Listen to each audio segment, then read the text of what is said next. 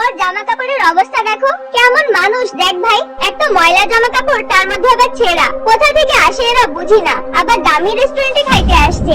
এত দামি খাবার যখন খাইতে আসবে, একটা জামা কি কিনতে পারে না? প্রিমিস যখন এই কথাগুলো শুনে পিছন দিকে তাকায়, তখন সে দেখতে পায় সেখানে তাদের কলেজের একটা বড়লোক মেয়ে আর তাদের সাথে আরো কিছু বড়লোক ছেলেরা মিলে প্রিমিসকে নিয়ে হাসাহাসি করছিল। আর ঠিক তখন সেখানে একটি মেয়ে আসে, আর তাকে দেখেও তারা খারাপ আচরণ শুরু করে। এই যে দেখো, এক গরিবের কথা বলতে না বলতে আরেক গরিব এখানে এসে হাজির হয়েছে। এদেরকে একটু লজ্জা নেই? এত দামি হোটেলে এসে খাবার খাইতে আসে, দেখো ড্রেসের কি অবস্থা। এটা দেখে প্রিমিস বুঝতেছিল না আসলে ওরা মানুষের সাথে এত খারাপ ব্যবহার করে কিভাবে। প্রিমিস বা সেই গরিব মেয়েটি তাদের সাথে কোনো কথাই বলেনি, তবুও কেন তারা এত খারাপ আচরণ করে? কি হবে এখন? প্রিমিস কি প্রতিবাদ করবে? সেটা দেখার আগে আমরা চলে যাব ভূমিকা আর ইয়াসমিনের কাছে।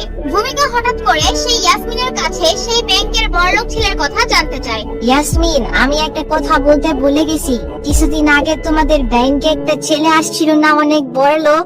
ও কি আর ব্যাংকে আসছিল? আমি না তোমাকে বলছিলাম ওই ছেলে আসলে ওর নাম্বারটা আমাকে দিতে? হ্যাঁ হ্যাঁ ঠিক আছে, কিন্তু তুমি ওর নাম্বার দিয়ে কি করবা? ইয়াসমিন তখনই বুঝে যায় তার বোন ভূমিকা প্রিমিসের পিছনে পড়তে চায়, কিন্তু সে তো আর জানে না তার বোন ইয়াসমিন আরো 2 কদম আগে চলছে।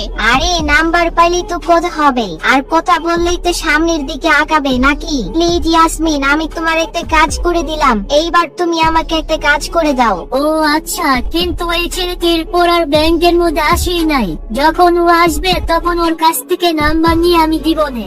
আর এখন তো তুমি ওইখানে ম্যানেজার, তাই না? এখন তো তুমি চাইলেই ডকুমেন্ট থেকে নাম্বার কালেক্ট করে দিতে পারো। আরে না ভাই, আমাদের এইভাবে কাস্টমারের নাম্বার লিক করে এলাও না। তুমি তো জানো সবার একটা প্রাইভেসির ব্যাপার আছে। আচ্ছা ঠিক আছে ভাই, কিন্তু আমি ওই ছেলের সাথে কথা বলার জন্য অনেক এক্সাইটেড। আমার মনে হয় ওই ছেলে অনেক হ্যান্ডসাম হইব, আর যদি তা না হয় তাহলে কি, টাকা তো আছে। আর ওই ছেলে যদি অভিজিতের মতো বড়লোক হয় তাহলে তো কোনো কথাই নাই, তোর আর আমার ভাগ্যই পাল্টে যাইব। এই কথা শুনে ইয়াসমিন উপরে উপরে হাসি দেখাচ্ছিল, কিন্তু মনে মনে সে ভূমিকার উপর রাগ হচ্ছিল। ভূমিকা না জেনে প্রিমিসের মতো একটা বড়লোক ছেলে তার বোনের জন্য ব্যবস্থা করে দিয়েছে, অথচ সে জানতো সে যেই ছেলের খোঁজ ইয়াসমিন